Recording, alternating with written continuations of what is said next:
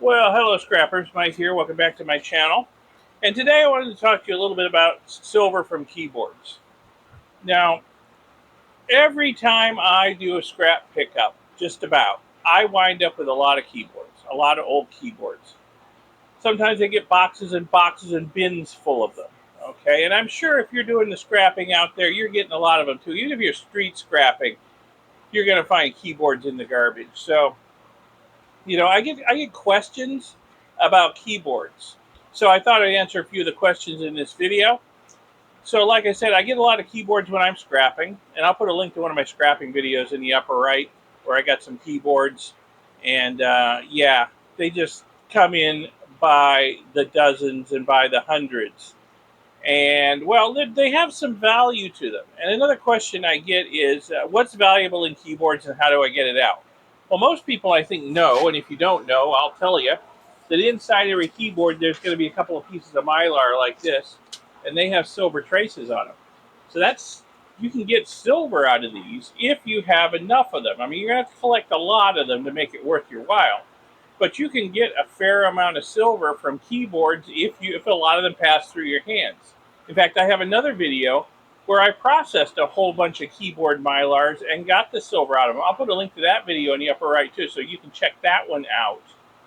But what I'm going to talk about today is basically how to get the valuable stuff out of keyboards, because that's one question I get a lot. They're like, okay, there's mylar in the keyboards. It has silver on it. Okay, that's great. What's the best way to process a bunch of keyboards and get them without a lot of effort? Well, I'll show you that. And people also want to know what else in keyboards is valuable. Is there anything else? To be perfectly honest, there's not much else, but there's a little bit. So we'll talk about what else is valuable in keyboards too. Don't need a lot of tools for this. Wire cutter, screwdriver, probably about it. You might want to wear some gloves because, well, you'll see in a second, because we got a couple other tools that we need, and I'll get those out and show you them, and then you'll know why we need the gloves. Okay, so I got a bucket of keyboards over here I'm going to process. And the other thing you're going to need is a curb or a piece of wood or two. Dimensions aren't important. And the last tool you're going to need is a size 13 foot with some weight and determination behind it.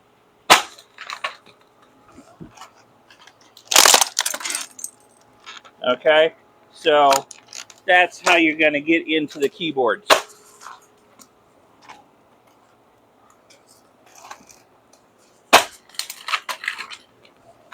That is the easiest way that I have found to get into the keyboards.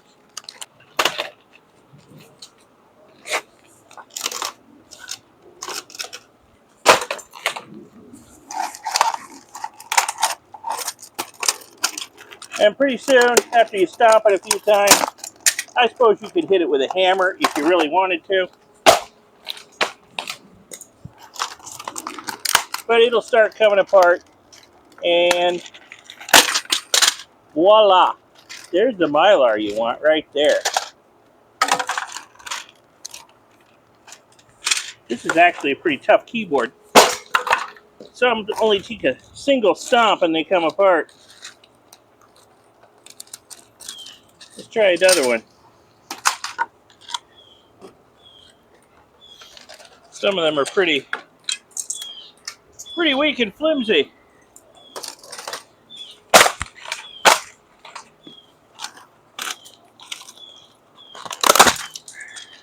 They start coming apart pretty easy. Yeah, look at this one. There's all the guts coming right out. Pretty simple. We'll take this up to the workbench. We'll take both of these I've stomped up to the workbench, and we'll look at the internals and what else is valuable here. All right, this is where the gloves really come in handy for the final little bit of prying stuff apart, because the plastic can have sharp edges after it shatters. So definitely, you want the mylar. Darn, Microsoft builds good keyboards, I have to say. Don't have a lot good to say about Microsoft most times, but man, they build good keyboards. And that apart was difficult. This one over here, though, what was this? This was an HP keyboard. This one, it took like one good stomp, and it came apart. So, okay, so there's the keyboard mylars. Pretty simple. All right, easy peasy. We got a circuit board here, and we got a cable. And those are really the only other valuable parts. Now, this one has some steel in it. That is steel, right? Let me check with a magnet. Yep, that's steel. So if you scrap steel, you can pull this out and throw that on your steel scrap too. I happen to have a load of steel just about to go to the scrapyard, so I will throw that on my trailer. We got a cable here, a USB cable. You can put this with your scrap copper wire. So that's what I will do with that. And you got these circuit boards. And these circuit boards really don't have a lot on them. Really, they are for the LEDs, a little bit of keyboard decoding. Let's pull them out and have a look. There's certainly not much on this side. Let's see if there's anything good on the other side. Any IC chips or anything? There should be some ICs in here somewhere. Broke that one. You can see it's got an LED on it. See, keyboards usually have 3 LEDs on them.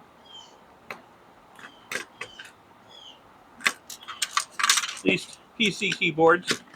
Know about Macs? Ah, there's the intelligence of it right there. That black bead right there. That's an IC chip under epoxy. So it's a packageless IC. So you got a little bitty circuit board with an IC chip on it and a few gold-plated pins and 3 LEDs. Not worth a lot, but hey, in large quantities, I suppose you could sell them to somebody for a bit or process them yourself to get a little bit of precious metal out of them. See about this one. I've already smashed this one.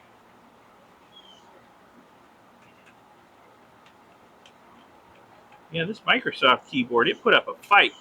Usually, I would pick a hard one for my demonstration. Usually, they just come right apart. So here's the internals of the Microsoft keyboard. Got a little bit more mylar here. Add that to the pile. So again, you know, we got a little bit of circuit board here, not much. We got some more steel, not much. We got some screws. And we got a lot of plastic. You know, I'll have to sweep up all the plastic off the ground over there and just throw it in the recycling. You know, some more plastic. All the keycaps and stuff that came off, I'll have to sweep them up. But, yeah, plastic, unfortunately, isn't worth anything. You can recycle it, but nobody's going to pay you for it. Yeah, so there we go. We got 2 cords. We got 2 circuit boards. We got 4 pieces of mylar. And some steel. So that's all the usable, valuable stuff inside keyboards. Your average keyboard. Your mileage may vary, especially if you're processing really old stuff. Things were different back then. Yeah, I got a thin little wireless keyboard here. Let's see how tough it is. Not. Yeah, that one's pretty simple. Oh, yeah. All right. Oh, yeah. Okay. Easy peasy. Okay, I'm processing my keyboards today because I got to do another scrap pickup in a day or so, and I'm just making room in my workshop for more stuff to come in. So off camera, I have stomped the rest of the keyboards in that bucket.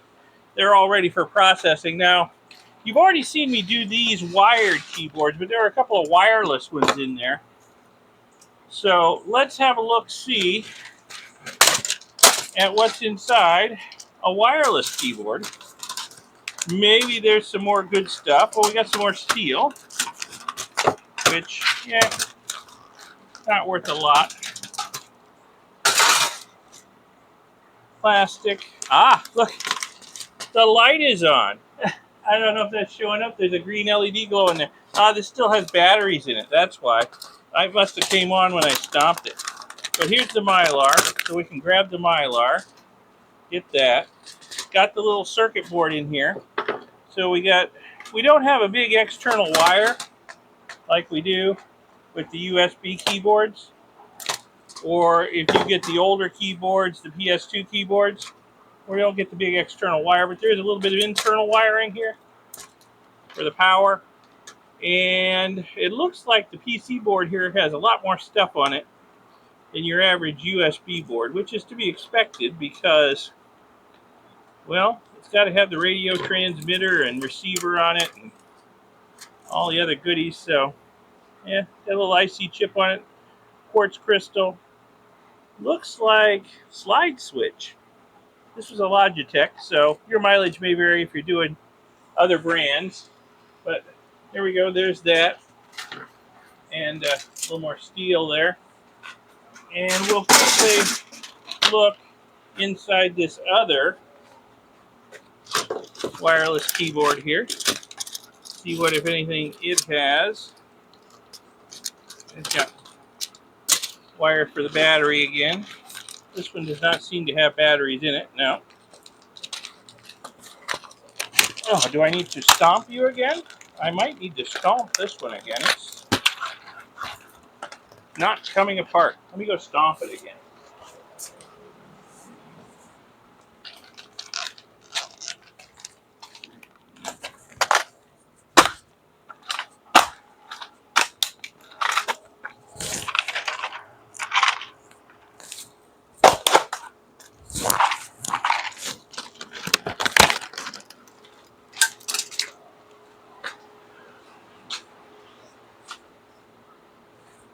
Okay, so one thing this little exercise has proven is that Microsoft, and what company is this? Rockhounding, make really good keyboards. They resist the size 13 foot pretty darn well. So I imagine they didn't work too well after a little bit of stomping. So there's our. This one's a little different. This has got little silicone knobs permanently affixed on the top of the mylar. Okay, I'm glad I opened this one up because I don't normally see a lot of keyboards with that. That's kind of unusual. So, oh, they do pop right off, fortunately. Probably want to take these off before you try and process the mylars from this sort of keyboard. And then here's the logic board in it. This one's got a lot of IC chips on it. Well, a couple anyway. And another quartz crystal and some other components on it. I mean, they're small boards. But you know, anything in quantity is worth something. You got a lot of these boards. You know, there's copper and gold to be had in them. Or you can probably sell them to a scrapyard. Yep, at least 2 IC chips there, crystal. Looks like some other passive components. Yeah, it's got some transistors too, active components. So there we go, another little board. All right, so I'm going to process the rest of these keyboards and then get my broom out and sweep up all the plastics mess. The plastic's just going to go in my recycling bin and go out with the rest of my recycling. The steel I get out of them over here, I'll put that on my pile of scrap steel that's going to the scrap yard. And you know, I got a bin full of little circuit boards, and of course we got the wire. You know, that'll go in my bin of wire, and eventually that'll make it to the scrap yard too. So there you go. That's what's valuable in keyboards and how to get it. Like I said, there's a link, should still be in the upper right, on how to process the mylars to get the silver out of them. Now, that video is getting a little old, And it worked really well, the process I used, but if I had to do it again, which I will because I'm accumulating the stuff here, but I'm going to let it pile up until I've got a lot before I do it again. But when I do it again, what I want to do is I want to shred these into strips at the very least. Crosscut would be even better, but just strips I think would help the process of the liquid getting between the layers of mylar and dissolving the silver off. So if you've got a paper shredder, that would probably work great. If you've got a pair of scissors and some free time on your hands, or put a kid on it, you know, make it into a fun game with the kids. I don't know, maybe. And get these all shredded up. I think you would get the silver out a little easier and probably take a little less nitric acid too, which would be good for your profit margin in the end. All right, so I hope that answers the questions I get about what's good in keyboards and how to get it. And of course, the video in the upper right tells you how to recover the silver, so watch that when you get a chance. Okay, well, I hope you found this video interesting, educational, informative, inspirational, whatever. If so, give it a like, give it a thumbs up, and subscribe to see my future videos, including someday another silver processing video from Keyboard Mylars. And I'll see you in future videos. Thanks a lot for watching this one. Bye. All right, so while I was cleaning up the mess, I had a thought. Maybe not all these keycaps are going to be recycled, because you can do cool stuff with them. So, keycap art, is that already a thing? Or have I invented something new? Or am I late to the party? I don't know. You tell me. Let me know. But, yeah, you can spell cool stuff with them. Like the name of my channel here. Yeah. So not all these keycaps may wind up in the recycling bin. Okay. Well, subscribe to see more. Thanks for watching. Have a good one. Bye.